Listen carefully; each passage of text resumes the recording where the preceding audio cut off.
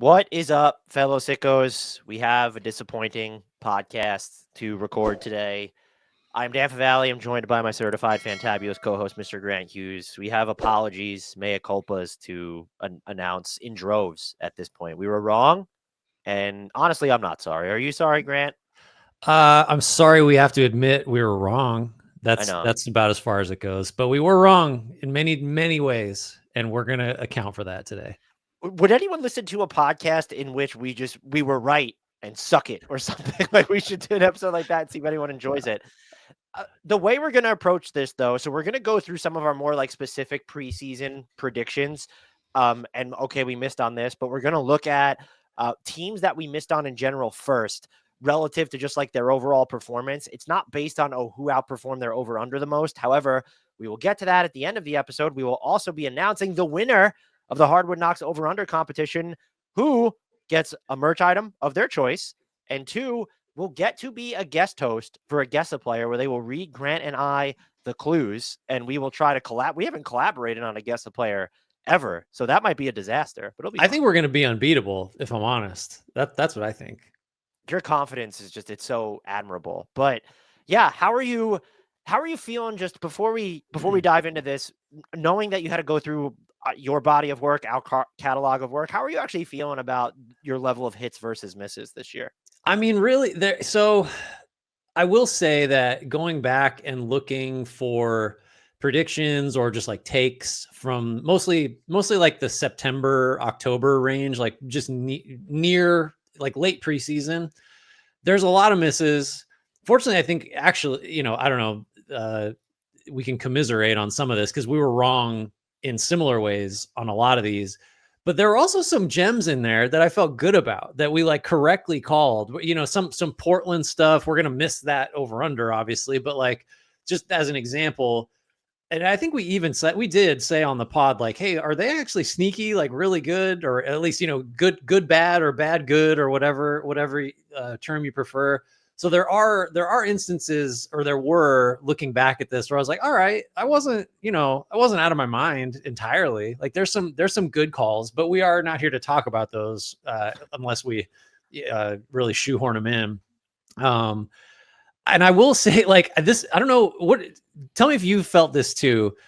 As I was looking back and seeing, okay, well, that's wrong, we're going to have to include that in the discussion. I still am like, yeah, but the logic was pretty good. Like, I still am like, I think I could talk myself into that again. Like, or like, I still kind of feel that way, say, about the Clippers. Like, all my doubts are, a lot of them are still there as we go to the playoffs, and they're part of it. When I think the teams we're going to start with are just sort of the obvious ones, to where it's okay. Like if they were, I don't know. Do you feel worse? Let me frame it this way. Do you feel worse if you just missed on a team like the Clippers, where they were just so much better than you expected, or a team like Philly, where their season was ruined by injury, but then you kind of look at, well, that was on the table. Did I just not consider that? I'd say ditto with the Pelicans. Yeah, I do. I feel worse. I think I it's, know you I guess feel what I would bad. That's say the is, goal of this show, is to make you feel bad. But which one makes you feel more bad? right. I think the Clippers, as an example, that feels to me like a bigger miss than to use the Sixers as the foil, because even though like catastrophe sort of was priced in for the Sixers, I think we went in like eyes open, acknowledging that.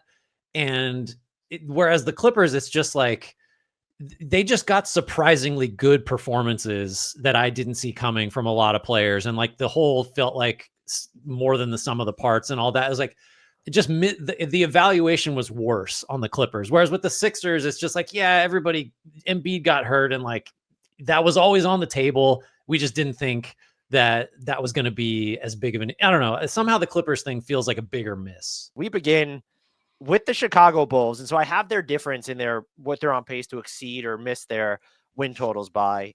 I'll start with the Bulls. They're going to outperform their over-under differential by 10.5 wins. When I was doing my own personal win projections, I had them at 21. This is probably one, they've been more fun. They play fast. They shoot a lot of threes. Modest Buzelis has exceeded my expectations as a rookie. They did trade Zach LaVine, but I definitely missed in the sense of expecting that. Like, I guess I really believe that a team that has never torn it down when they should was going to tear it down early enough that they would just be absolutely awful. And so in hindsight, as for them to be one of the teams that I ripped wins away from is kind of like, that just feels a little ignorant on my part now. I mean, this is a good example, though. Well, there's just competing concerns. Like, yeah, you shouldn't have, in hindsight, shouldn't have assumed that management would do the right thing, which is to say, like, lose a whole bunch or like put a roster out there that's designed. I mean, they did trade Levine. I mean, that's part of it, but like Vucevic played way better than I think either of us expected.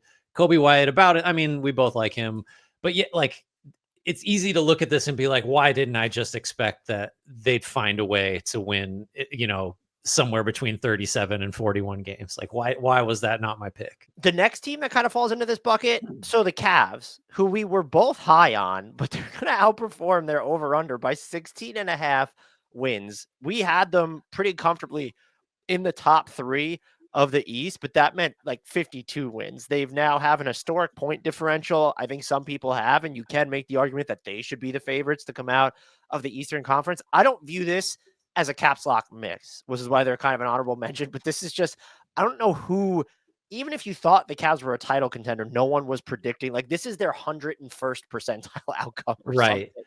Well, this is one too, where, I mean, it was overwhelmingly common to see people picking the over, right? Like, everybody was like 48.5. Like, why aren't they winning 50? And the reason they are winning 50 is because they're winning 65 or whatever it is. Yeah. It was very easy to be optimistic about them just because, well, Garland will not have a jaw in multiple pieces. Mobley should be better. Kenny Atkinson will get the offense going. Like, it's just, you said 101st percentile. It's like, this is an extreme version of the best case scenario. The next team that kind of falls in honorable mentions, the Mavericks. We both believe they were going to win more than 50 games. They're not going to right now. They're going to end up missing by double digits on their over-under. This, we probably, I guess you could have predicted this team dealing with injury issues, but I'm not going to take responsibility for Nico Harrison and Patrick Dumont losing their minds. That's not, don't you put that evil on me, Ricky Bobbies. That's all I'm saying. And also, you got the little whiff of like Luka's in great shape preseason, and that turned out to not be true at all. But even if that trade had not happened, like, him missing quite so much time, I don't think was something we really priced in. And then just the way the Mavs closed last year is like, well, yeah, of course the era, like, that's how good they'll be for the full season. Now they'll be a 50+ win team just indefinitely. And I mean, yeah, the Harrison thing and the Luka trade gives us some cover, but like, this was headed below that over under, before that. Yeah, that's a good point. This team, we both went over on 45.5 with the Pelicans. There's been tanking shenanigans. Like, they've leaned into it, but they're going to miss by about 23.5 wins off their over under. This is just, are they entering the territory of, well, I just can't bet they're under ever again because of, and why were we even doing it in the first place? You mean they're over? Like, they're over, excuse me, when their wagon is hitched to Zion. That's not, we both think the world of peak Zion. It's just, right, how many games of peak Zion do you get per year at this rate? Yeah, I hard to find excuses. Like, even if you say, well, everybody else got hurt, like Murray down, like out for the year. Trey Murphy starts hurt, ends hurt. Herb Jones gets hurt pretty early on with that shoulder. I mean, even then, it's like, you shouldn't assume Zion's going to play 50 games. Like, that should be the default forever. I'll take ownership. Like, I couldn't have predicted the DeJounte Murray injury, and I loved that trade for them at the time. I don't know if I was expecting them to move Brandon Ingram sooner. It ended up being, remember, we were harping on their center position. Like, Uzmisi turned out to be just fine by the end of the year. Him and Zion learning to play together. That number at 45.5, did I like convince you or hoodwink into you picking the over for it? Because that's just not a number that, I'm going to double check for you to make sure that you had the over for that. I know I had the over. I might've gone under. In my heart, I feel like I should have gone under. And even if you didn't, in your heart, no, you went over, Grant. Okay. So that's a miss on your, in retrospect, like, that's one, okay. Like, we saw what the Pelicans can look like at their peak, but we've now have years worth of evidence that they're never going to have enough bodies to operate at their peak. So that one's a bad one. This one, our final kind of honorable, oh no, we have two more. Orlando, we both went over at 47.5.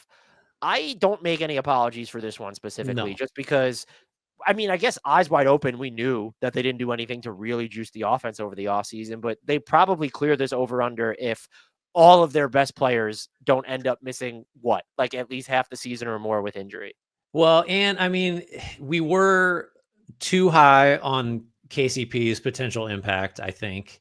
But yeah, this is just, I'm fine with this because this is just like you said it, like Franz Paolo got hurt like 5 games in, right? And then Yeah. Franz goes down, and then Suggs is down and then back and then down and just out for the year. Like, I don't Wagner know. getting injured. Yeah. Yeah, I don't know. I don't know what else to say other than like, I mean, wouldn't you, presumably if those 3 guys are, play a reasonably expected amount of games, they're going to hit that over anyway. It really could just be the injuries. Well, didn't it feel like there's a vacuum kind of for who's the 3rd best team in the East? Had they stayed healthy, you never would have trusted their offense at full strength unless they made a move. They could have been it. Oh yeah, they could have been in that mix for sure. Like fully healthy, they're in there with your New Yorks and Indies and Milwaukee's, I guess, and Detroit. Like they're in that mix for sure. This one not as easy to defend, I think, because a lot of people in the competition went under, knowing like, okay, we're gonna, one of my predictions was that the big 3 is gonna play at least 1,000. That's at least, I said. Grant, do you want to know how many minutes the big 3 ended up playing together this season? Is it even triple digits? It's 294 minutes. So Okay. I was 29.4% of the way to being correct. Pretty good. This is just, you could say that they weren't going to end up being one of the worst teams in the league and tanking to keep their draft pick. And you still reasonably could have said, hey, they're not going to hit the under here the over here, because they're going to conserve Joel Embiid, and Paul George has never been like sort of this billboard for durability. And so you did go, to be fair, your actual win projection, of course, was further away, but you went under for the Sixers. I believe I went over, so that's a bigger stain for me. Oh no, I went under as well. It's just I had them winning 51 games, and so like that's just a huge miss. So we didn't trust their over under, to be fair. But so I'm glad that I didn't put the over. I'm kind of looking at this though and going, should we have been more open to the worst case scenario kind of actualizing? I think so, except like Embiid did play for Team USA, and we covered a lot of those games, and he was like mostly real bad. Right, and so it's like, what inspired Well, us I think it was more that he played. Like, okay, right. He's going to start the season. Like, surely he'll, rest after the Olympics, and then he'll look better, as opposed to like, no, he's going to look the same and then worse and then be done like that.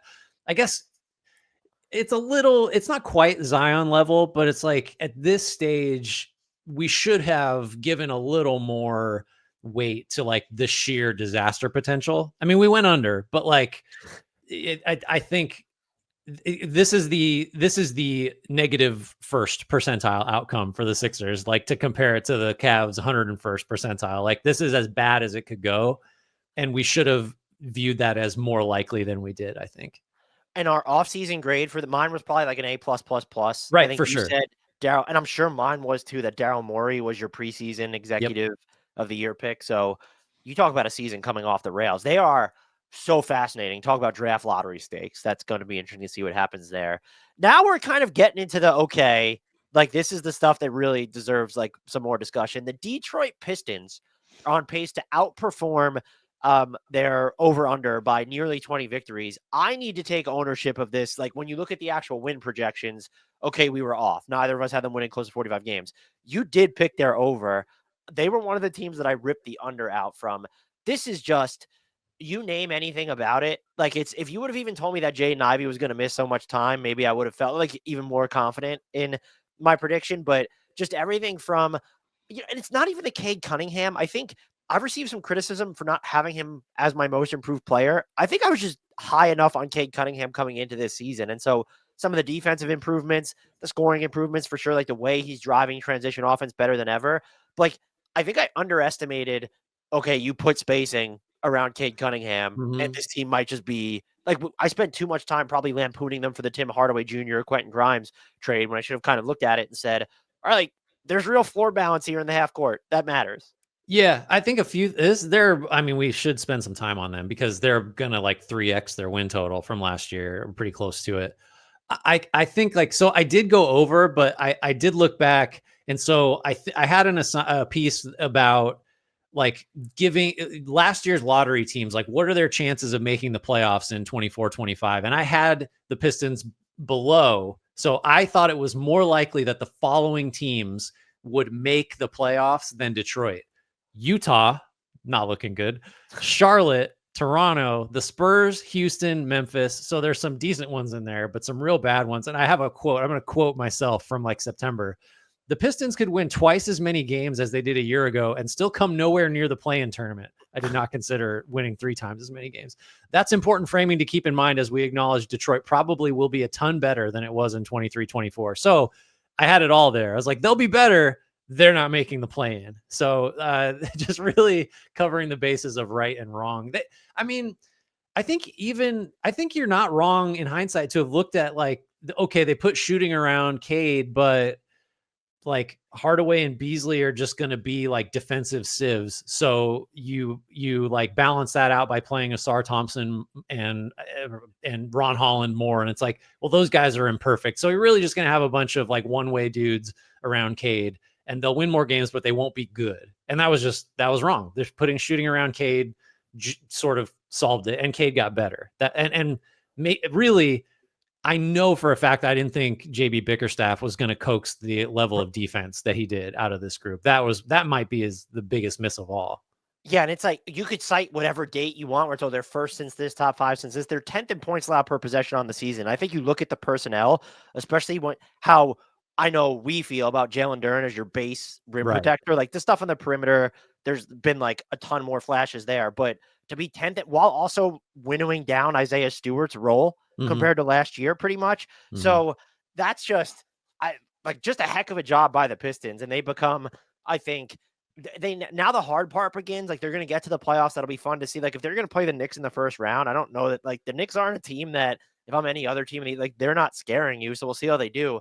I'm very curious to see like what steps forward or what steps they'd make over the offseason. How aggressive are they going to be versus how reserved? Because one of the most damaging things you could do is read too much into success. But when you have, some guys like Jaden Ivey's extension eligible, Malik Beasley and Tim Hardaway Jr. are going to be free agents. Like there are some just decisions that they have to make. And they're also not going to have a first round draft pick, which is like good. Like they were so good. It's conveying to Minnesota. Next team, you want to take us through them, Mr. Hughes? Yeah. So this is the Blazers. Again, a team we kind of talked up, but also, so their over-under was 21.5. They're going to win in the mid-30s. They're currently on pace for 36. So that's a difference of like 14.5 wins. This was, it's hard because like I do think we from the jump, like you've been in on Kamara since like he was a Phoenix Sun for like 5 seconds. And we loved Danny Avdia. I think we were both pretty skeptical of Klingon, maybe you more so than me. And like Scoot was, who knows? I think we were both kind of traumatized from being so high on him and him looking so bad as a rookie. And then I think what skepticism there was really rooted in like the young guys are still young and not helpful, like Scoot, Sharp, whatever. Klingon probably won't be good. And then the older guys like Jeremy Grant, Simons are like, well, they'll just trade those guys. So that's how you get a win total, well below 30 something, which is what they're going to hit. At the same time, we did sort of like at the last minute. I remember this being late in the preseason, kind of going like, "Hey, are the Blazers actually kind of good? Like, is there something there?" So a little credit there, but this was a pretty big miss. I did have them as having an above average defense, and that's a take that aged quite well. But I also said, and you kind of alluded to this, why would you ever have drafted Donovan Klingon that high? I was like, Zach Edey's the better pick, and I even wouldn't have selected him there. I was wrong about Klingon. Like there's some offensive issues to hammer out, but I think that's more about the spacing environment. I don't really understand what Portland's guiding offensive principles are at this point. Like they don't have a hallmark identifier that I would want to project forward as that team. I find the Chauncey Billups of it all fascinating. Like are they going to give him an extension like they did with GM Joe Cronin? But like the base of the Denny Avdia trade, I think is, even with the slow start, has panned out way better than ever. The stuff you quibble over, should they have moved some of these guys earlier? Should they have just taken a bath and gotten rid of Jeremy Grant at the deadline? I don't know. But for people who I guess are, and like, I understand the feeling because they're in this weird space where I don't think you can point to anyone on this team and guarantee that they're just going to be the the face of, because Denny Avdija is great. He's not good Mhm. enough to be that guy. Yeah. Scoot Henderson or Shaedon Sharp still feel like they have the best chance of doing it, but the improvement you've seen from Scoot this year, like you don't get to sit there and say that he's airtight.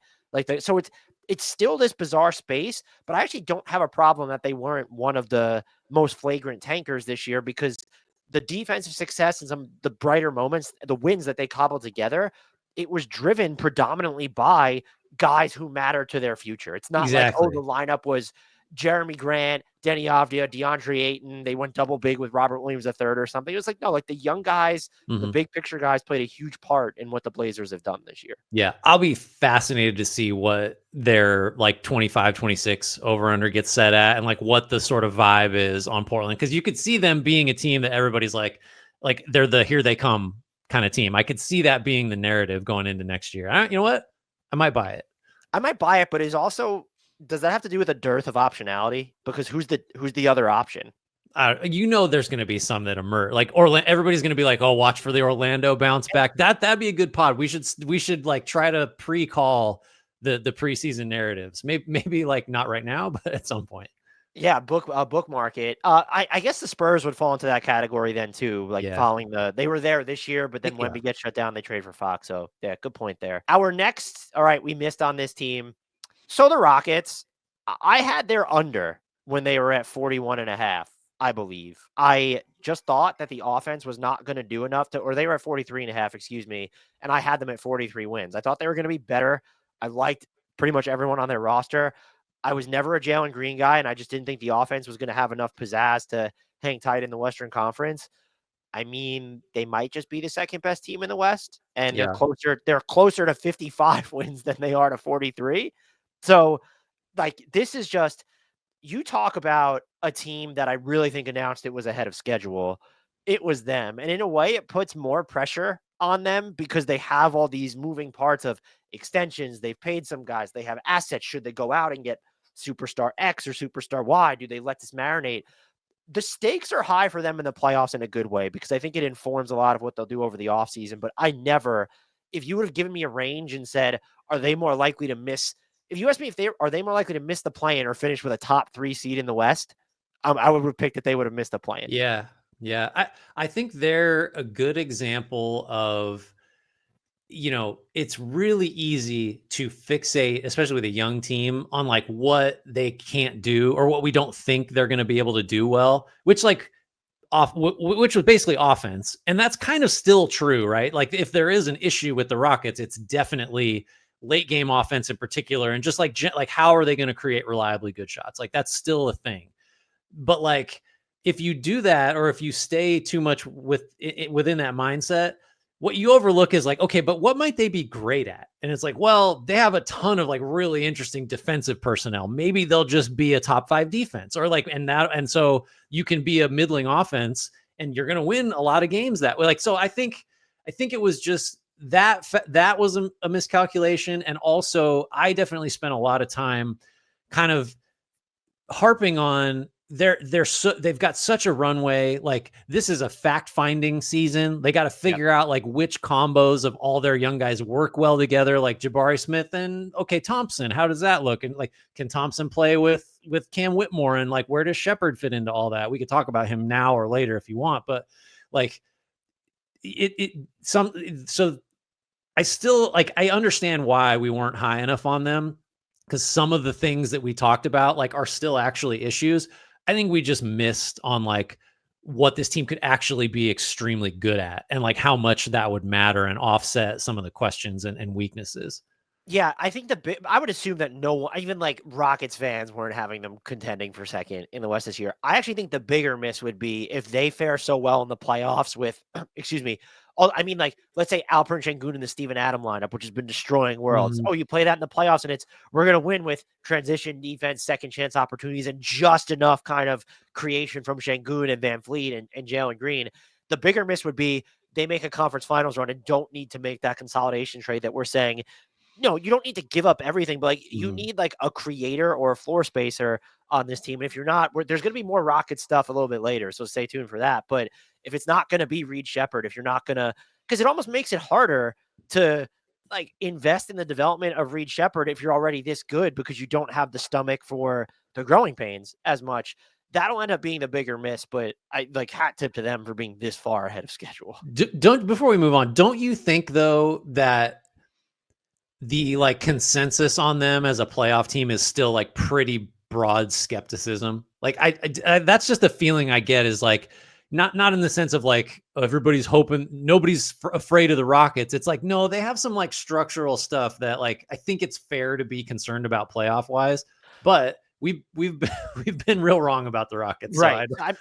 Yeah, I think for sure they're kind of just like, I mean, Memphis still has that skepticism, but they're similar to Memphis in where it's they do a lot of this, they do it differently, have different personnel, but like their core flaw, half court offense, spacing in the half court, they're the same. And that I do feel like those are the functional foibles that we might glom onto ahead of the post, like for a lot of teams, if that's where they're at. So yeah, I think that just, and then also there's, I know you and I don't necessarily subscribe too much value or like too much like brain power to this, but they haven't done it yet. Like what, like Fred VanVleet, championship guy. They do have Jeff Green on the bench here, but it's, well, what do these younger guys look like in a postseason setting? And that's, I think having that curiosity for sure, I think is fair. But look, with the way this team is trending, maybe they just make a conference finals run. We're just sitting here like, all right, like wrong about that too. Wrong again. Who do we have up next? This is the Clippers. This, I know for me, was just in a good way, I guess, because it's always better to be pleasantly surprised.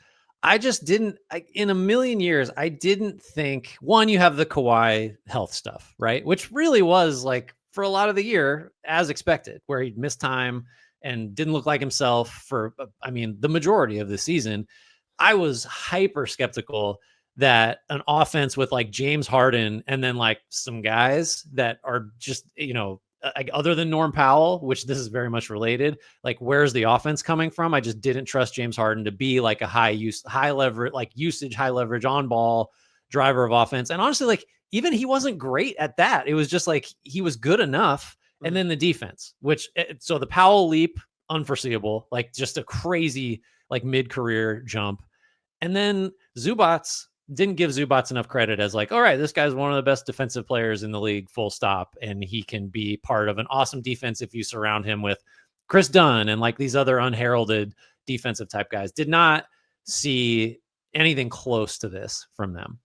I think pretty much everything they've done, it's just what it's like Ben Simmons. I like the Ben Simmons as your big, basically. Like, oh, those are just working. So there's just like nothing they've tried. And we harped a lot on, oh, you just let Paul George leave for nothing. And like, even that looks like it aged well for them. They go and they can't really do anything at the trade deadline. They're limited in assets and how much do you want to commit to this team? And it's, oh no, you finagle the way to get Bogdan Bogdanovic, who is having a renaissance in LA, both inside and beyond the arc.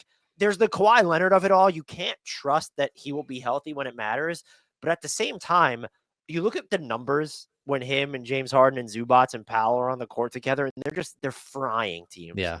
And it makes me wonder if Kawhi is healthy, this is absolutely a team. They can make the conference finals, but like would they be a team if they're fully healthy? Like, could you see them giving OKC, like being one of the better matchups for OKC, just given the way their defensive versatility in particular makes me think that they would be one of the tougher pulls for OKC. Again, the caveat being they need to be at full strength. Yeah, I mean, Kawhi and like Harden has seen, you know, more than anyone on OKC has seen, like, and Harden's playoff track record is extremely checkered, but like I just feel like uncomfortable speculating in any way about the Clippers now because I was so off. Like I don't know if it's my biggest miss over under, or if it's, I was so sure that the Clippers were going to be bad. That like I just have no sense of this team pretty obviously. Yeah, I think they would be.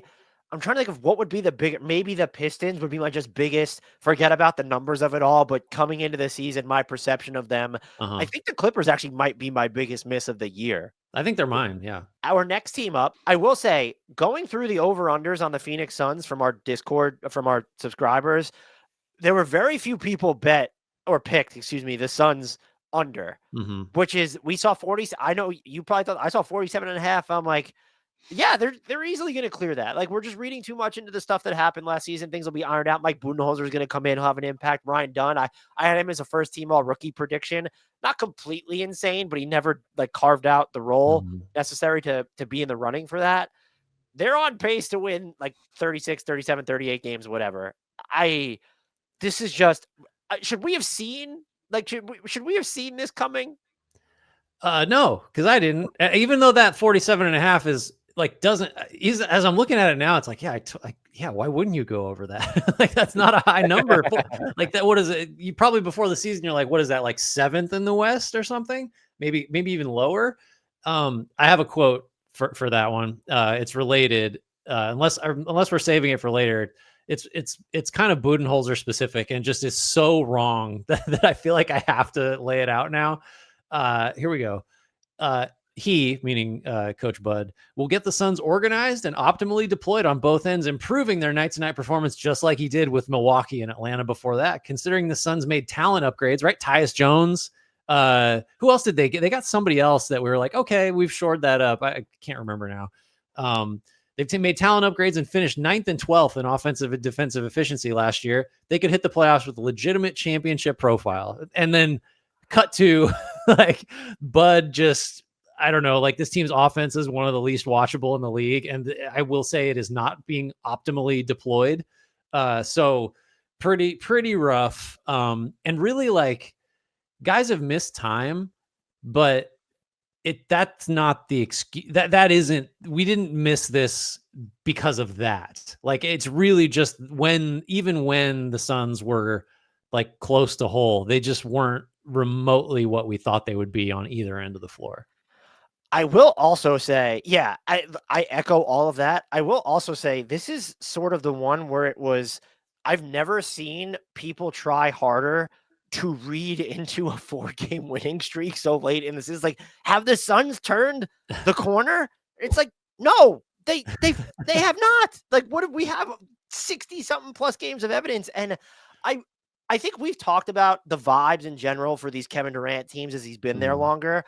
I don't think I ever could have predicted them being this bad. I think we knew that there might be some toxic Bradley Beal speculation where they want to get rid of him and he won't waive his no trade clause. But to the point where they were proactively shopping Durant, which you compliment teams for, but for them, it's just sort of, well, what is the end game here if you're shopping Kevin Durant, not telling him? And now that we have to ask, because I would have predicted, I don't know how many things I would have predicted before this, but would you even guarantee that everything you just wrote about Mike Budenholzer, and now we can't even guarantee that he'll be in Phoenix next season, I feel like. I know. Yeah, it's that seemed to me like such low-hanging fruit of like, well, you say what you want about him as a playoff coach, but like he gets the most out of his teams during the year and he gets some high seeds and they get upset. And it's like, you have to question everything about this team. All right, now we're going to get into some of our biggest misses with more of the specific positions, not just the overall impressions of the team. Although we're going to begin with overall impressions of the Brooklyn Nets from me. I predicted the Nets will have the NBA's worst record. I don't feel bad about it because they have a 2-year window in which they could tank before they don't control their own first-round picks again. I just assumed that even with the personnel, when you have Schroeder, Dorian Finney-Smith, Cam Johnson, Nicholas Claxton, if they were too good, they would make moves early enough to be bad enough. And they did make moves early enough, but they were just too good out the gate. And even after moving Dennis Schroeder, even after moving Dorian Finney-Smith, this team was just still too competitive on certain nights. It was, once the offensive, dynamism is gone, it's like, well, we're just going to become like frenetic defensive team. Not that they were ever good, and they've tanked enough to where they have a chance, I think, to finish. They're going to be like, 6th in the lottery order. But for them, I was just certain that this would, people made a mockery of what the Raptors have done in the fourth quarters, what the Jazz have done for a good part of this season. I just assumed that the Nets were going to be doing that out the gate. And instead, they're going to wind up with the 6th or 7th best lottery odds, which, not the end of the world. But for them, when you have this 2-year window in which to take, I just assumed they were going to be so brazenly bad, and they were not. Yeah, I kind of hope they win the lottery. Because they did everything. The process was right. Like the second they got that pick back, you have nothing to apologize for with this take, because like the talent that was there and the incentives all aligned towards them. Just be like, why wouldn't they be just as bad as possible? And like it's a good example of sometimes like the players on the floor and the coach just make it so you can only be so bad. And like, this is Jordy Fernandez's coach of the year case that we're basically discussing like the reverse side of right now. Yeah, they should have been terrible and they just played too hard and were like too well coached. And they traded in a Schroeder in December. Like that's, they really did what they needed to do. And it didn't matter in a good way. I think like this is, I hope they win the lottery just because they tried to do it right and they just sort of had too good of a culture to be abjectly horrible. Well, so I guess for me, this is an ethical miss, is what you're saying. Yes, right. But for them, if you set out to be that bad and you end up being better than expected, is that a silver lining or is it okay? Well, you weren't. It's kind of circa Utah Jazz after trading Donovan Mitchell and Rudy Gobert. It's different than the Jazz though. It feels different than the Jazz those 2 years because doesn't it? It feels different to me because like they really did strip down like as much as they could, and then they like through effort like couldn't be bad enough. Whereas the Jazz just like didn't pull the trigger on trades quickly enough, and I don't know if that feels sort of distinct.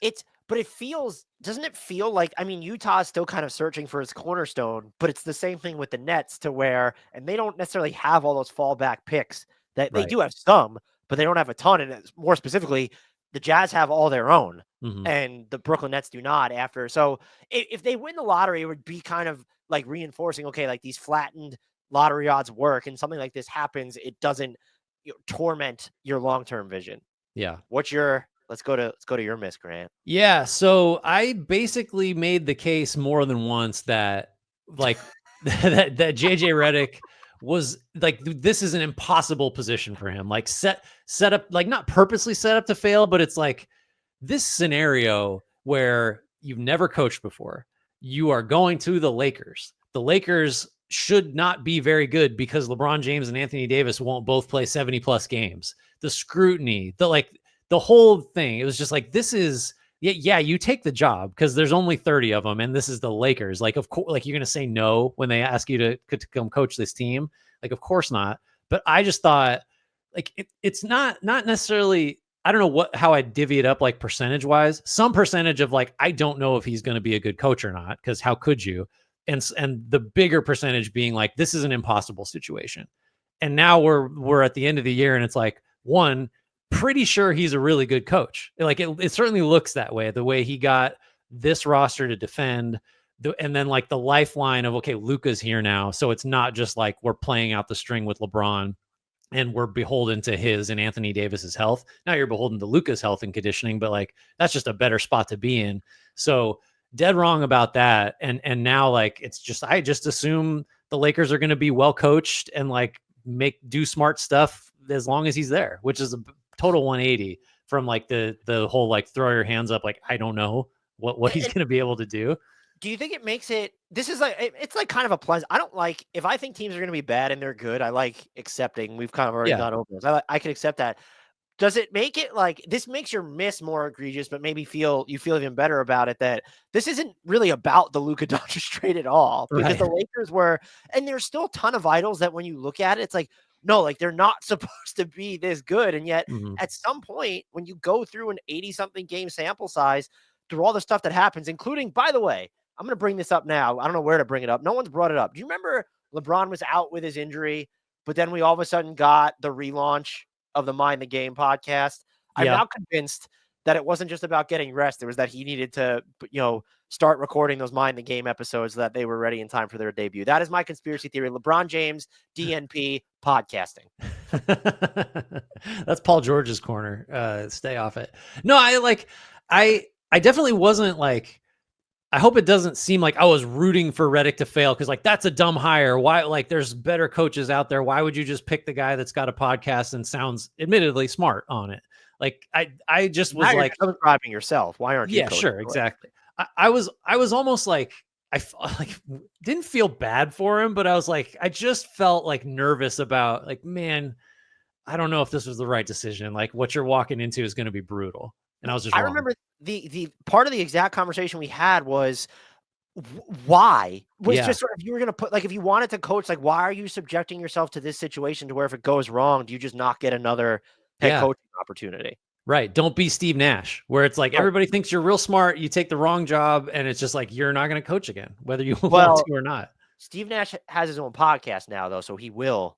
So he'll be the Lakers' next coach if Mind the Game is any indication. Yeah. So this one, I know Mort is going to troll me for it. I'm pretty sure you will too. LaMelo Ball will make an all-NBA team. That was me 1 week into the season. So it wasn't a preseason take. So I'm guilty of being super prisoner of the moment, which is arguably worse. Look, even if he doesn't get injured, even if the rest of the Hornets don't get injured, he's probably not tracking towards there because, one, I do think consensus is too low on what LaMelo could be and what he was doing before the Hornets fell apart. But like the defense hasn't gotten any better. Part of the stuff I was intrigued by was like the drives are more physical. The rim pressure was there. That petered out a little bit. I absolutely consider him a transcendent offensive talent. I will, if I was running a team and he appears on the chopping block, I would give up a ton to get him. If I'm the Hornets, I'm not moving him because I think that once you start to get real talent in place, he's actually pretty easy to build around. But implying that he was about to be one of the 15 most valuable offensive players of the 24-25 NBA campaign, knowing at fundamentally that he's just never been available enough to qualify. Right. That was your biggest mistake, is like there were a lot of ways to be wrong about an all NBA prediction. Well, and I was wrong in almost every which way because then his efficiency. So if LaMelo Ball played 67 games with his current, no, he would not have received enough all NBA votes. So this is a miss. I wear it sheepishly, but I still think that LaMelo Ball will make an all NBA team one day. I'm not going to troll you. You got to stick with your guys. You know, you're a LaMelo guy and you shouldn't apologize for it. It's not a ridiculous take. When you double down on it next preseason, I may bring this up and just flag it as a cautionary note and say, you sure you want to say LaMelo is going to finish third in MVP this year? Or I have him on all defense, my preseason all defense team. Your next miss, I think this is one that everyone who listens to this podcast could have predicted from you. Well, yeah, you could have predicted that I was wrong about it. Well, that this would have, right or wrong, that this would have been your preseason belief. It was so easy, Dan, to find examples of outlandishly positive things I said or wrote about Kuminga. Just like he kept popping up in every different iteration of preseason thing. The one I'm like kind of going with is that he can become the Warriors' second star, because looking at, this feels like 1,000 years ago now, but it was like, wow, they put together this deep roster. They've got, they could, and they did play like 12, 13 guys to start the season. What they don't have is someone that can just draw defensive attention, create shots, score, whatever, other than Steph. And I was like, well, he's going to be the guy. I think he has that in him. I picked him as a breakout candidate alongside guys like, Wemby, Trey Murphy III, pat on the back for that one. Josh Giddey, who I thought would just stuff stats, late season, pat on the back for that one. Jabari Smith Jr., a little bit of a miss there. I had him among the top 10 guys I thought would be most likely to make their first All-Star game, with like Cade and Franz and Şengün and J-Dub, Mobley, Wemby. Turned out okay on most of those. But Kuminga is very much the like which one doesn't belong in all of these. So all this is a confirmation of the fact that, especially with like young Warriors prospects, I can't be trusted. I am irrational about them. And for what it's worth, I am presently out on Kuminga as like a star level player. So it only took 3 years longer than it took everyone else for me to get there. But I just don't think he's got it in him to be like a star player. Role player, fine. It's just I don't see it happening anymore, and I apologize.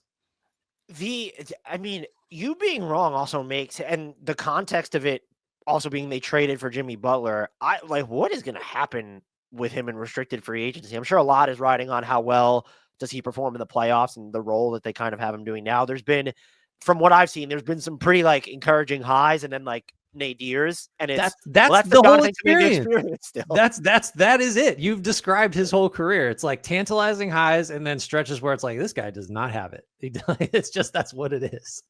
Do you think, this isn't what the podcast is about, but really quickly, the $30 million a year that he was seeking or that they offered him and he turned down, regardless of whether he's on the Warriors or another team, is he earning less than that next year? Oh God, yeah. Like I think 20 is the ceiling now as a starting salary. Because he's going to have Brooklyn and he's going to have mid-level offers probably. Like I just think I think that's where we are. So they're not going to have to. If they approach 30, I would be stunned. They just don't have to. I'm including this one, a part of it, because I don't believe it. I had the Knicks will have a league average or better defense and will be the biggest threat to the Celtics in the East. Now, the Knicks, technically, I still don't believe it. Like, if you watch the Knicks, like, I just still don't believe that they are going to finish the season with, what are they, 12th in points allowed per possession this year? Or what is the overall ranking? They're 9th over like their past whatever games that coincided with, Jalen Brunson missing time, but they're 12th in points allowed per possession overall in the year. I don't buy it. Like, I just don't. I count that as a miss on my part. Because hold on, you're right, and you're not buying it. I just watched their defense, and it's you did force me to take a closer look at OG Anunoby when we were doing awards last year. He should absolutely be on more all defense ballots. But the thing I'm not buying, because they haven't beaten like any of the really good teams, is that they're not the second biggest threat in the East. That is one. Mm-hmm. You throw a name, it's the Cavs, and then I even have the Pacers ahead of them right now. You could probably on any given night talk me into the Bucks or even the Pistons at this point. I'm not prepared to go there, but I don't feel good. Like, I would have almost guaranteed they win at least one playoff series this year at the time. I won't do that anymore. Yes, I pick them to beat the Pistons or the Bucks, whoever they face. Sure. But I won't feel nearly as good about it. And I think the real miss here is thinking that, because I've gone back and forth as to, does this team deserve more time? Because when you look at how they remade the roster, especially getting Towns so close to the start of training camp, in theory, you deserve more time, but time is not a luxury when you've burned all of your best trade assets. And like, where are you going if you're not touching the core? You can't really, I would say, futz and fiddle in a meaningful way. And now I think you have to, like, I don't think I ever would have envisioned coming out of this season saying OG Anunoby and Jalen Brunson are the only players that should be untouchable on the Knicks, and that's it. I probably would have said, well, at least one of Mikal Bridges or Towns is too important to move. And now I look at it, Towns has had a great year in a lot of ways. Some people thought that he was more valuable to Jalen Brunson at one point. That never should have been a thing. I want to be clear. Josh Hart is like, can be fun. He brings the energy, but he's a clear liability in some of these matchups because of his shooting, because of how teams don't guard him and put their bigs on him and help off him, roam off him. I feel there's real talent here, and they have the third best record in the East. They have like a top, what are they, 7th in net rating or whatever. They're even, look, Grant, this is factoring in that beatdown they suffered at the hands of the Celtics. They're 16th in points allowed per possession against top 10 offenses now. And they're 4th overall in net rating against those teams. And yet I just feel like I missed on them still. And I think the biggest miss for me was, and you actually did bring this up. I didn't give it enough credence at the time. I remember the conversation. They were not built. They were built in the image of contending with the Celtics. And it was an imperfect vision of the way they were planning on going about it. Yeah. Do you think they could be, I guess no. I think I know the answer. do you think they could be better next year? For them to be better next year, I think that you have to believe the head coaching change is the way to make it happen. If you're not moving one of the top 5 players. And it's, I think I'm probably on the middle ground of Tibbs now, where there's absolutely a problem with the minutes and the stubbornness when it comes to some of his guys. If Knicks fans have a problem with people stating the obvious, tell Thibodeau to stop making obvious mistakes. But there's also just like the culture he's helped build there. I think he has been a little bit more flexible when you look at, against the Celtics. I think it was that Celtics game that they also lost, of course. But like, Jalen Brunson comes back, and because of what you've seen with OG on the ball now, one, you've empowered him to do that. But like, Jalen Brunson setting more screens. I think they finally tried some different things defensively against the Celtics. So I don't think he's this rigid coach who won't make changes.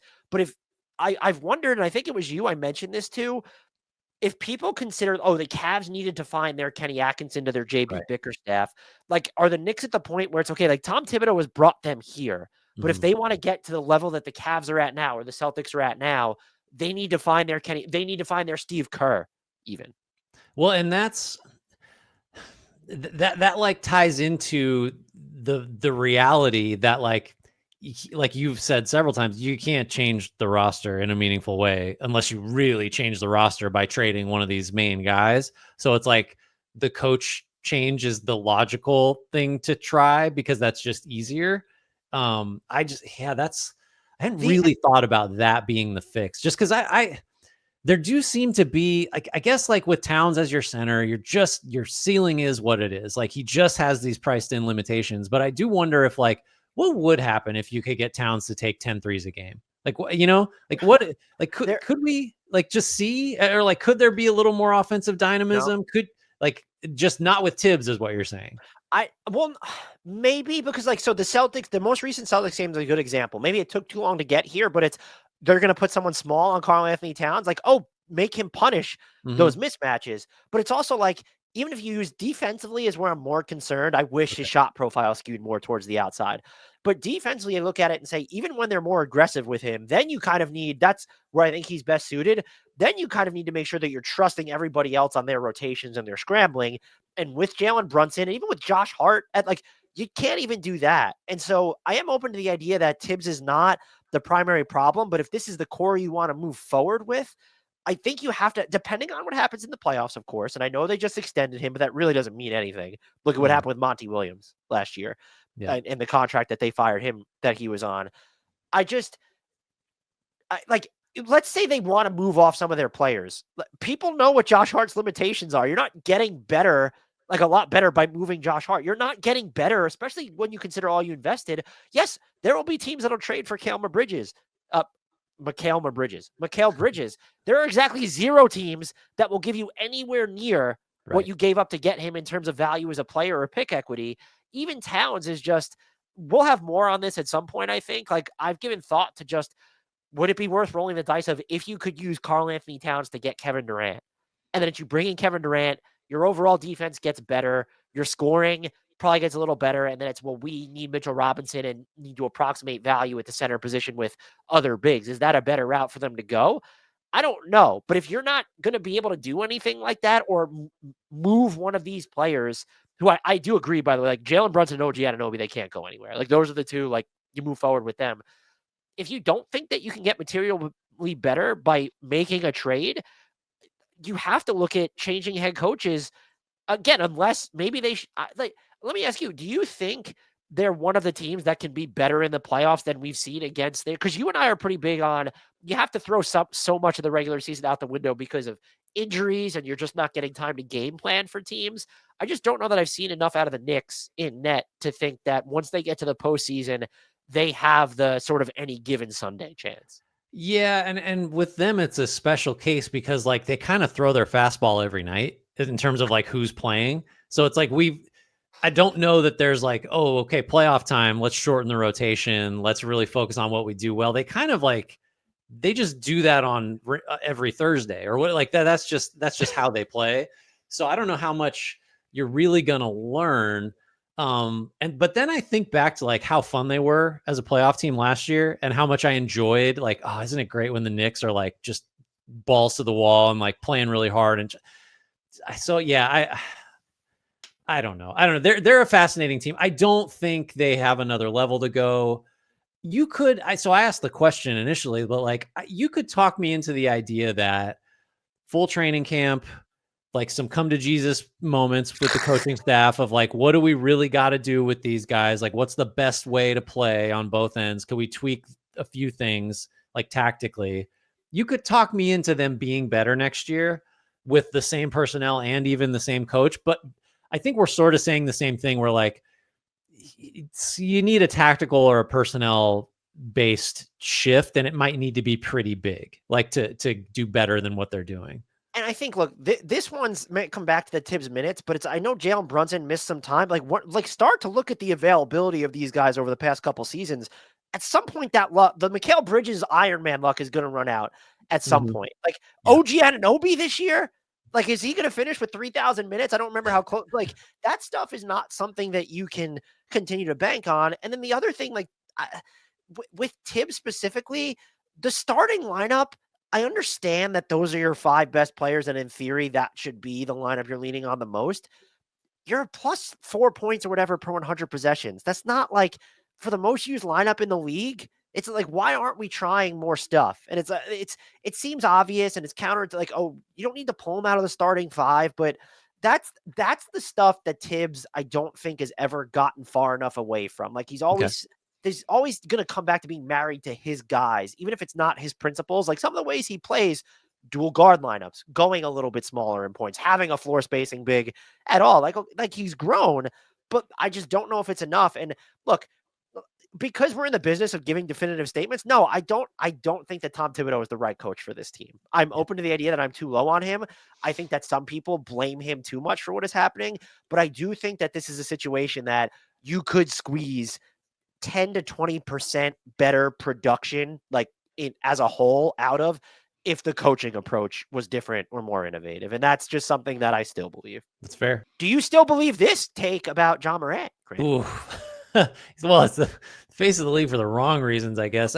So I thought Ja this year would have a shot to kind of like this time a year ago, I guess maybe even a little less than that. Anthony Edwards was like, all right, he's it. He's the next American superstar player. Like he's the guy. And really like has, even though I'd say the Wolves season has been sort of a disappointment, I don't think he's done anything to kind of like quiet that down. It's not like at a fever pitch like it was during last postseason and even some of the Olympic stuff, early Olympic stuff where he just looked like the only guy that could create a shot. I thought Ja would get back to that level. And like part of this is you just look at the body of work where very early in his career, Morant is like, well, the Grizzlies are in the conference finals. Like, oh, all right. Like, or, you know, they're making a couple playoff runs. I never get it exactly right. It's either 7th and 9th or like 9th and 12th or something like that in MVP voting. Just like a couple years ago, the like the bounce, the comeback angle, the whole, like the Grizzlies were only bad because they had the entire roster hurt. So they're going to be back in the national consciousness. Like, they'll be good. He'll be great. We'll just be back to, you know, he'll be in the conversation again as like, this is the guy that Nike gave a bunch of money to right away, got a signature shoe. We'll think about him on the Edwards level. And then he's hurt on and off all season, gets back to like being in the news for the wrong reasons. Memphis turns out pretty dysfunctional situation, not necessarily his fault, but like that's, you know, that hurts the narrative too. not his fault.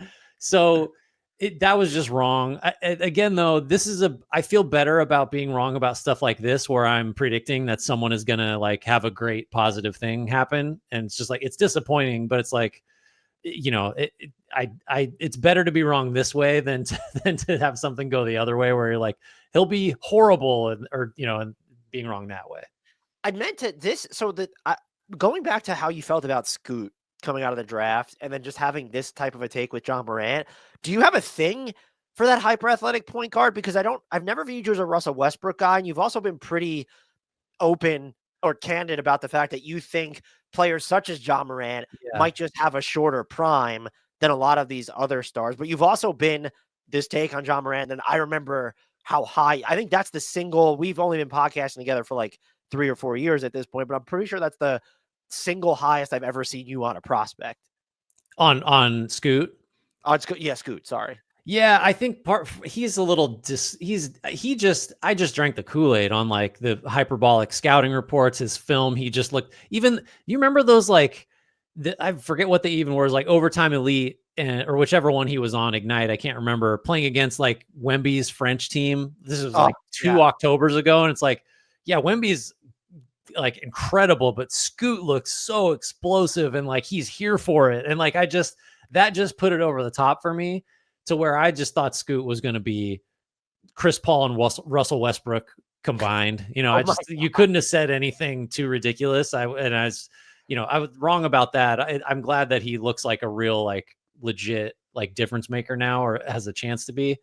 So yeah, I guess he's a little different. Ja was just like, some of the things he could do athletically and some of the moments he would have where it was just like, there's no solution for this guy, because he just physically can get where he wants to get at all times. And like, what do you do with that? That's definitely like I don't know, like the unsophisticated basketball fan in me, like just overtaking, like, hey, dummy, he can't shoot and like can't guard anybody and he's going to get hurt. And it's just like, I just shut all that noise out. I think as is the case with most things, like the truth is in the middle. Like he's athletically spectacular. He does things no one else can do. He has a bunch of flaws as a player. And to that, we now add like durability. So, you know, I will say that I will not be predicting another Ja Morant like ascent for next year, even though like you could put it together in your brain if you wanted to. Like new coach, I don't know, new 3-point celebration. I don't know if you saw that. That was interesting. Uh, so did you see the tweet from Jason Concepcion of the Six Rings podcast No. or whatever it's called, where it was like John Morant choosing a celebration, and it was, I don't know what game it was, but it was all the different like weapons that you could use. Yeah. He's just running through them. So you have a back-to-back one Okay. here. This is a shared one from us, I will say, basically, though. But you want to take Yeah. this one? This is another Kool-Aid one where, although it was like pre-draft, like statistical models that said Reed Sheppard was just going to be incredible. Like there's just never been a guy this efficient as a scorer, as a distributor, as a disruptor on defense. So I thought, and I definitely used this word more than once, that Reed Sheppard would be like undeniable. And the Rockets, hey, they're going to have to make some tough decisions. Maybe you got to trade Fred VanVleet or like diminish his role or something. Because because this would be the pushback. Well, the Rockets have so much depth. Like Amen Thompson's got to play. Fred VanVleet's here on a $30 million a year deal or whatever it is. Like he's got to play. Don't care. Reed Sheppard's just going to be too good. They'll have no choice. And then Summer League kind of made it seem that like, okay, that's not a crazy take because he looked really good. And then he just flashed to now. He's played like 40 games. He's averaging 3 points a game. Hasn't shot it well. He did get one start and he looked great, but he still has just gotten one start and one game in which he looked great. You were on board with, I don't know if you got into the he's going to be undeniable of it all, but like you were on board with him. And so I ask you, how do you feel about Reed Sheppard now, like going forward? How dampened is your enthusiasm? It's a little dampened just in the sense I don't know if then he'll ever have the agency to develop into the player that I still believe that he could be. Because I think if you told me that the Rockets really committed to Reed Sheppard and were willing to take a step back in terms of progress isn't linear mode, Mm-hmm. I still think Reed Sheppard is the play, like everything they need, but they're on this different timeline now. And it gets, if he reaches it with them, it feels like it'll be delayed. Where it's like and like they do have a history of bringing their youngsters along a little bit, like even Amen Thompson last year. Yeah. But they did the same thing with Cam Whitmore, and he hasn't been like a massive part of what they're doing, like in terms of like trying to increase it from last year.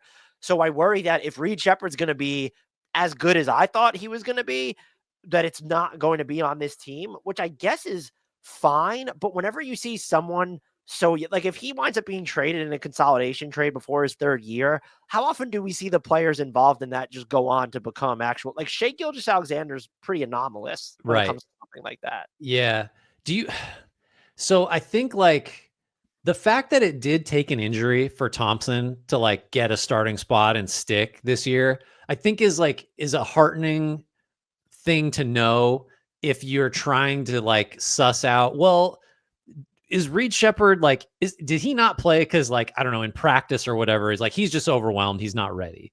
Or was it because the Rockets just don't like throw the guy out there? They just don't do it. Like they, like Thompson, it's watching Thompson now, it's insane that like how did this guy not start the year in the first unit? How did he not finish? Like it just, so as a Sheppard believer, to answer my own question, I still think like it's way too soon to say, oh, he doesn't have it. Like I think there's every chance he's got it and he's going to be a really good pro, a starter, whatever.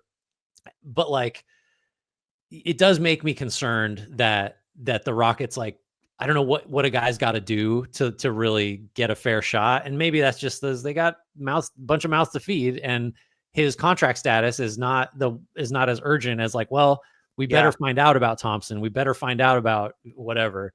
Like maybe that's a factor too. I still believe. I'm just going to be really interested to see what kind of shot he gets next year. Yeah, I still believe he's going to be the best player of this draft class. It's either going to be him or Nikola Topic for me, another guy who hasn't played for injuries. There's another player in there, but we're going to get to him, and he's clearly not going to be the best player of this draft class. My final two here, well, no, let's get to him right now. Cody Williams will make first team all-rookie. I can say with some measure of confidence that Cody Williams is not going to make first team all-rookie. He has a higher turnover rate than his usage rate, under 40% from two, under 27% from three. There have been, Grant, a number 55 rookies who have logged at least 1,000 minutes and have a usage rate south of 13, which is incredibly low. Hard. Cody Williams comfortably has the worst true shooting percentage of them all at 41.9. Second to last and 54th is Yakuba Diawara had a Oh, yeah. 45 true shooting percentage. So like almost 3 percentage points higher. I still believe that he can become kind of this useful wing player. I think specifically on defense, it will be there, the malleability. But offensively, I don't know if he's ever going to have like the get it mode. Mhm. I thought he could be someone who could initiate in addition to getting going downhill and be aggressive. I'm not out, but I had him number 1 on my draft big board, and that was a mistake. Well, he's Jalen Williams' brother, so he's gonna be great. Don't worry about it. So I was doing a bunch of work on the Jazz's rookie class the other day, and I was trying to. You did a better job than I did. I was just trying to like encapsulate just like how invisible Williams can be, and I think it's pretty. I'll get it pretty close to right because I don't have it in front of me. But like in his first 18 games as a pro, he made 16 shots. And you know what I thought when I read that stat? Seems high. Seems high. Really, I couldn't tell you. I can't remember him making 8 shots in his first 18. Like I don't know what you do with a guy that like just isn't like participating for so much of the time he's on the floor. It's hard to really think of. You cited Diawara. That guy was in the NBA for a second. Like I don't know like what you do to coax like some production, some like involvement. Like, is it schematic? Is it him? Like, is he really Is just Will Hardy the problem? Should they fire him, do you think? yeah, just why isn't Will Hardy getting 30 shots a night for Cody Williams, Dan? Yeah, that's a tough one. I I like Cody Williams too. I didn't like him as much as you did, so I don't have quite as much skin in the game. But it was a tough look this year because why wouldn't the Jazz just let him explore the space? What do they have to lose? Apparently, a whole lot at this point. That's a huge miss. Also, I don't feel terrible about this final one, but I predicted that Scottie Barnes will join the 25.8 assist club. He didn't even join the 20 and 6 club. He's like under 20 points per game. It was ambitious because here's a list of players, Grant, that have done that before their 24th birthday. Luka Doncic, Trae Young, Oscar Robinson, Tiny Archibald, and John Morant. It's like that was pretty ambitious, but I was looking at even with RJ Barrett and Emmanuel Quickly, and we knew Quickly was kind of injured at the time. I looked at it and said, all right, if he stays healthy, like the offense kind of has to run through him. They do some egalitarian stuff, but he's just going to put up numbers. I think he's made a ton of strides defensively. I haven't seen as much of it offensively, and I kind of bought into just like, the perimeter game from him. A lot of flashes last year. This year feels more rickety. So I still think Scottie Barnes is going to be like, he's an all NBA type of player to me, but if he's going to join the 25 and 8 club, it is not going to be this season. Was that a bold prediction or was it as part of a bold predictions or was that just this is a sane prediction? I wrote, and I didn't pull all of them from here. I was actually impressed. Like some of mine like actually hit, but I wrote one prediction for every team. So they were just trying to be not like, Scottie Barnes will play in 25 games, like at least 25. Like I wasn't trying to make him just, duh. But I didn't count this as a bold prediction because I thought like he was over. What was he the season before where he was at 20 or 25 or 23 and 6? He must have been close. Yeah. So that was ambitious. It was ambitious insofar as I'm trying to look at his numbers now that are not low. He was around 20 points and 6 assists, which is basically where he kind of stayed this year. So I jumped the shark a little bit or indefinitely here. All right. Before we reveal the winner of our over-under competition, let's look at, I'll throw it up on screen, but for anyone listening on audio, Grant and I will just pull out anything else that sort of stands out of how teams fared relative to their over-unders here. So looking at kind of that screen, Grant, where you can see how every team either outperformed or missed. Is there anyone maybe we haven't talked about or you just want to reiterate that stands out to you? Well, I mean, the Heat are the first one. They're going to be 7.5 on pace to be 7.5 under that number. I guess the Butler trade is part of that, but like they were in rough shape even before that. The other thing I noticed, I wrote preseason, kind of wondering. I can't say I called it, but it was like, is there maybe a Jimmy Butler trade brewing at some point? And so like maybe that was more foreseeable than it became pretty obvious pretty fast. But like, I guess maybe that should have been priced into that over under at some point, and pretty clearly it wasn't. You know what stands out to me? So the Wizards only missing by about 2.5, where it's, they're technically worse, but they were racking up so many losses so early that like they kind of go through these where they're winning more games, being a little bit more competitive at points later in the season, that they feel like they ended up being better and they were better than the wins that we like specifically, or at least I had them penciled them in for. But them being so close to their over under when I was probably sure that they were going to lean so far away from it, I think it shows the value of being bad right out of the gate. I think the Spurs being really close to the number despite losing Wemby when they did is pretty surprising. That means they were actually like quite a bit better than most people thought before that, before they lost him. That's a weird one that's going to end up hitting, but like for reasons that were not that foreseeable, that's an interesting one to me. How about the Thunder outperforming by 10.5 wins? Where it's just they were so high to begin with, and yet they join the Cavs, the Rockets, the Bulls. Like the Pistons. Yeah, like those are teams that were working for the Pistons and Bulls.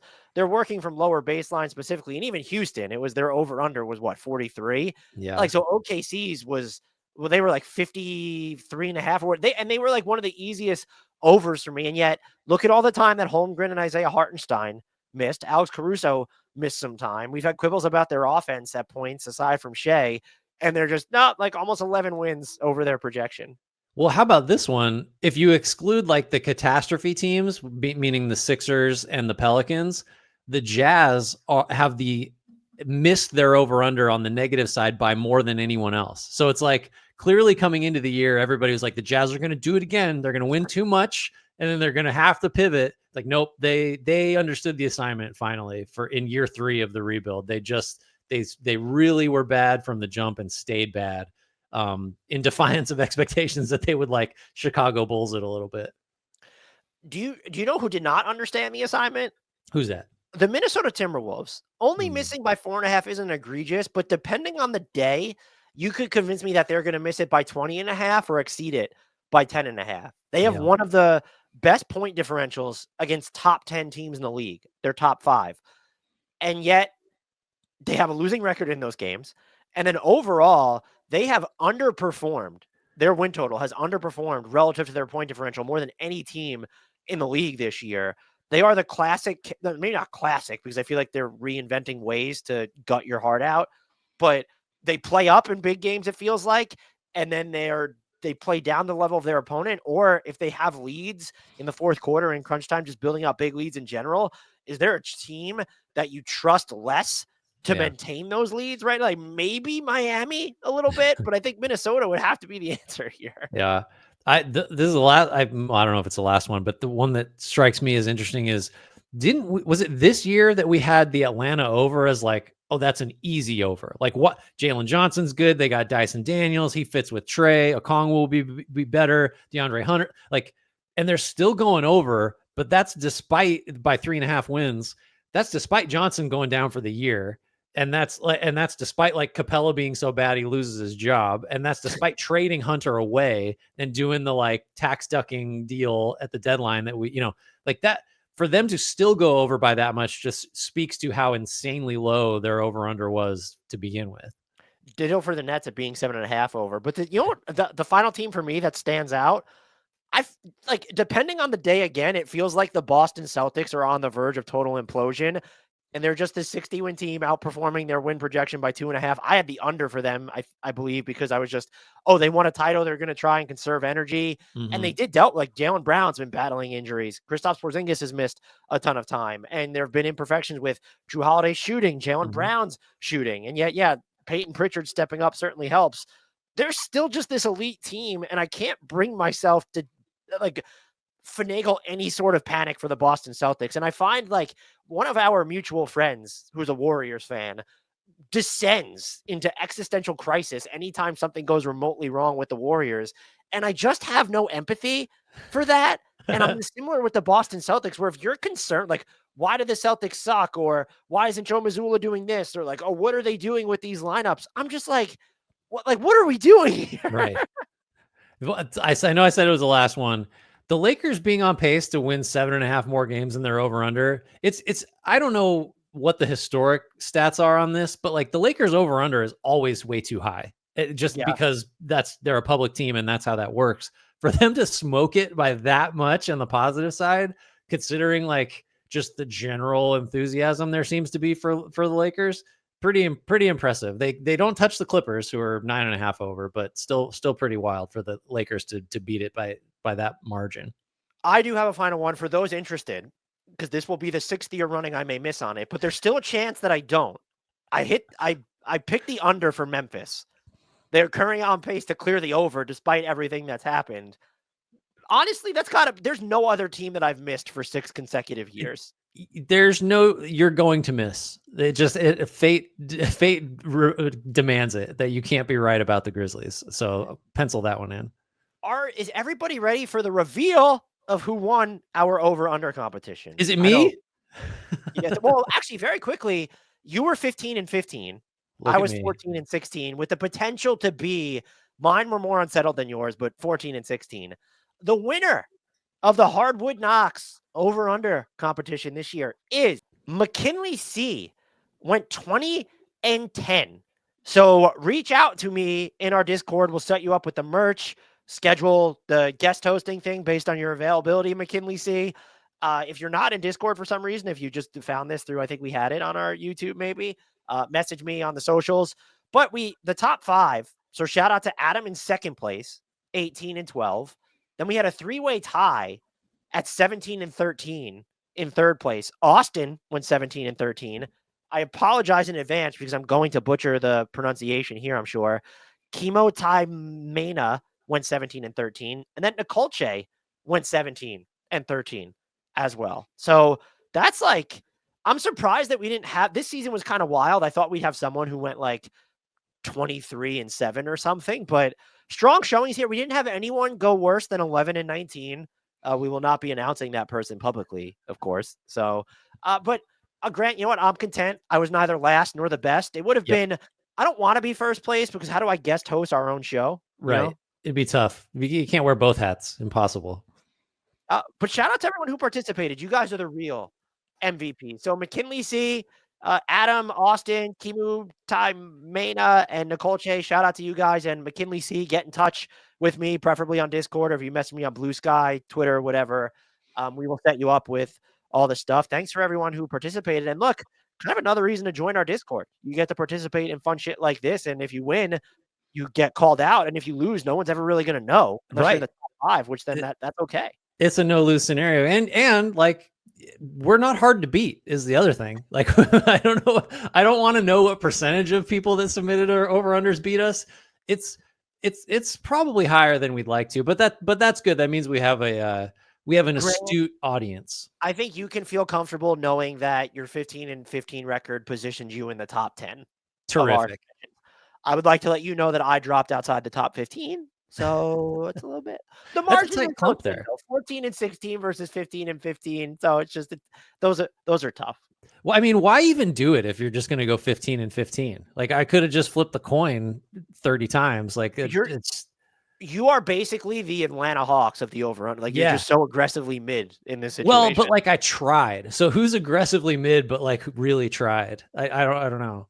I do think in retrospect, this ended up being one of the tougher years for the over-unders because there is parity, but there was just all these massive audibles and curveballs throughout the league. Yeah.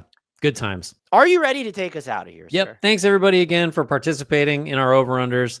Thanks for beating us. Those of you that we beat, deal with it. Feels pretty good over here at 15-15.